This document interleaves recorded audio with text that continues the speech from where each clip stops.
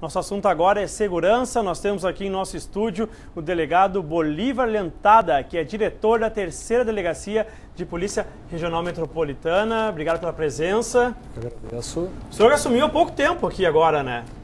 Nós assumimos semana passada, segunda-feira anterior, e estamos com a nossa posse marcada agora para sexta-feira próxima futura, às 10 horas da manhã, na Câmara dos Vereadores de São Leopoldo. É uma posse oficial realmente agora. Trabalhando já está, né? Mas agora vamos partir então para uma mera formalidade, então, podemos dizer assim. Claro.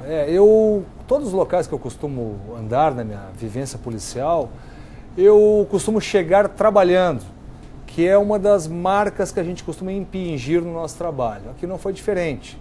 Então, nós tínhamos projetos aí de talvez iniciar em março, né, no dia 1º de março, que seria hoje, mas eu até conversei com a chefia de polícia e pedi até para entrarmos uma semana antes, para nos ambientarmos, conhecermos a equipe, conhecermos a cidade, conhecermos São Leopoldo, Novo Hamburgo e as cidades circunvizinhas, para que então a gente possa entrar com maior tranquilidade no nosso trabalho. Isso é interessante. O senhor já tem 12 anos de experiência, são mais de 10 anos trabalhando com a Polícia Civil. As cidades da região, que agora o senhor está sob o comando, né, através da Delegacia Metropolitana, o senhor já tinha conhecimento da situação aqui da região? É interessante, eu trabalhei em cidades que a região estava encravada no meio. Por exemplo, eu trabalhei em Caxias do Sul e depois trabalhei em Porto Alegre. Ou seja, de passagem no eixo, né? Pelo Vale dos Sinos, mas nunca tinha trabalhado especificamente aqui. Sabia, por comentários de colegas, que o Vale dos Sinos é uma região pesada no jargão policial. Pesada porque ocorrem ocorrências de vulto, fatos que requerem uma atenção muito peculiar por parte das autoridades policiais, por parte dos delegados de polícia, dos agentes da autoridade, da Brigada Militar não é diferente, até dos próprios guardas municipais que fazem um excelente trabalho, tanto em Novo Hamburgo quanto em São Leopoldo. E também temos aqui nas margens da rodovia 116 a própria Polícia Rodoviária Federal, que também realiza um belo trabalho. Até interessante para que o nosso telespectador conheça um pouco do seu trabalho, né? Recentemente esteve bastante em voga a questão do caso Eliseu Santos, né? Que esteve sob o seu comando. Foi um fato bastante difícil na nossa carreira, mas acabou marcando, né, imprimindo a nossa marca pessoal neste caso. Eu costumo conversar muito com os colegas delegados e dizia na Homicídios, delegacia a qual eu trabalhei 4 anos, completaria 4 anos agora em abril, até vir para cá, que quando mataram o médico Marco Antônio Becker, no final de 2008, eu disse para os meus colegas, bom, o raio não cai 2 vezes no mesmo lugar.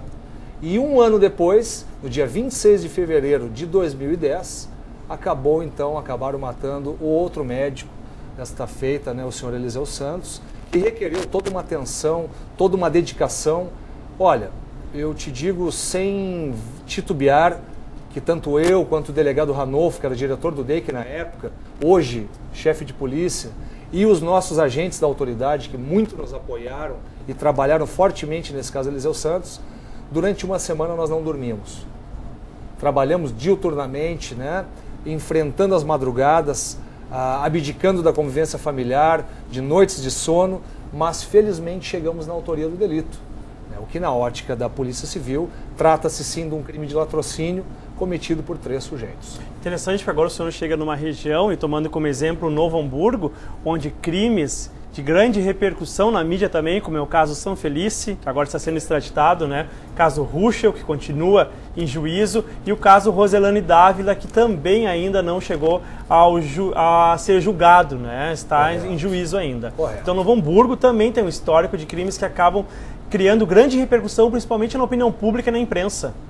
Este último caso da Roselane, tu se referes àquele caso que a mãe... a empresária, aquela que matou as 3 pessoas, isso, né? O marido, a irmã e a sobrinha. Eu te diria que esse último caso, até no viés policial, é um caso rumoroso pela repercussão, por ser um crime oriundo da família, no seio familiar, que comove, que causa abjeção, que causa até uma certa revolta e deixa as pessoas muito pensativas.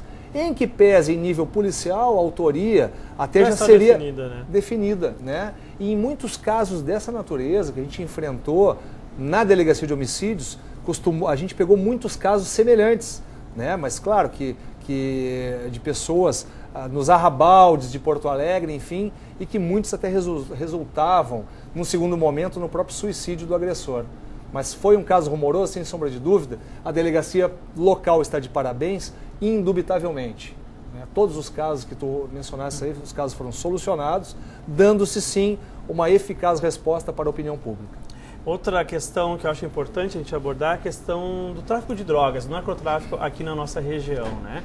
E aí que eu pergunto para o senhor, vai haver uma ação em conjunto de Polícia Civil, Guarda Municipal, Brigada Militar, né? É importante porque a população de Novo Hamburgo, e eu falo da nossa cidade, né? Porque eu não tenho conhecimento da região onde a sua delegacia, que está sob seu comando agora, né? Tem havido uma crescente no número de usuários de crack nas praças, por exemplo. Que tipo de ações estão sendo pensadas, sendo propostas, então, para o combate do narcotráfico aqui na região do Vale dos Sinos? Bom, nós pretendemos... Bom, em primeiro lugar, o crime de tráfico de drogas, para mim, na minha visão particular e profissional, e falo como um pai de família, eu tenho 2 filhos, meu filho mais velho tem 17 anos, a menina tem 11 anos, é o crime mais revoltante que existe na face da terra. Por quê? Porque é um crime covarde. As pessoas, o traficante, ele se vicia as pessoas, ele muitas vezes começa dando a droga de graça, entregando gratuitamente a droga, começa viciando as pessoas num primeiro momento na maconha, e alguns até ficam na maconha, num segundo momento as pessoas ingressam na cocaína, né? E quando chegam ao fundo do poço acabam, né, quando não tem mais dinheiro e tal, acabam indo para o crack. Por que eu considero então um crime abjeto? Justamente por isso, pela covardia com que agem os traficantes. Talvez seja um excelente negócio, né, viver do narcotráfico, mas se essas pessoas tivessem a noção exata de quantas famílias eles destroem, e isso eu trago à tona o caso Tobias Lee Manfred Hahn. Quem é o Tobias Lee Manfred Hahn? É o rapaz que foi morto pela própria mãe em Porto Alegre. Por quê? Viciado ao extremo no crack, ele em dado momento começou a perseguir a sua mãe e o seu pai, e a mãe naquele momento não teve outra alternativa para defender a sua própria família, se não tirar a vida do próprio filho. Ou seja, medidas desesperadas já, né? Medidas, como tu muito bem falaste, medidas desesperadas. Então, a que ponto se chega? E o segundo momento, que eu entendo que o crack é uma droga perversa, tanto o crack como as outras drogas que envolvem o narcotráfico, é justamente porque elas são o pano de fundo de outros crimes. Então nós temos furto de automóveis, nós temos roubo de veículos, roubos em residências, estupro, né? E uma gama de crimes aí pesados, homicídios, nem se fala. Todos acabam dentro do mesmo guarda-chuva, né? Narcotraficância, consumo e tráfico de drogas. Bom, levantamento da DHD, da Delegacia de Homicídios Desaparecidos do DEIC de Porto Alegre, nós contabilizamos que de 80% a 90% dos delitos contra a vida tem como pano de fundo o consumo ou o tráfico de drogas. Tenho certeza que a região não é diferente. Por isso, colega, eu te digo que nós pretendemos combater fortemente esse tipo de delito. Não somente as delegacias locais, Novo Hamburgo, São Leopoldo, os distritos, juntamente com as delegacias do interior da região, amparados de mãos dadas com o DENARC de Porto Alegre e com o DEIC de Porto Alegre. Delegado Bolívar, então, agradeço a sua presença mais uma vez. Sucesso, então, nesse novo comando, nessa nova empreitada, né? Novo desafio, podemos chamar assim também, né?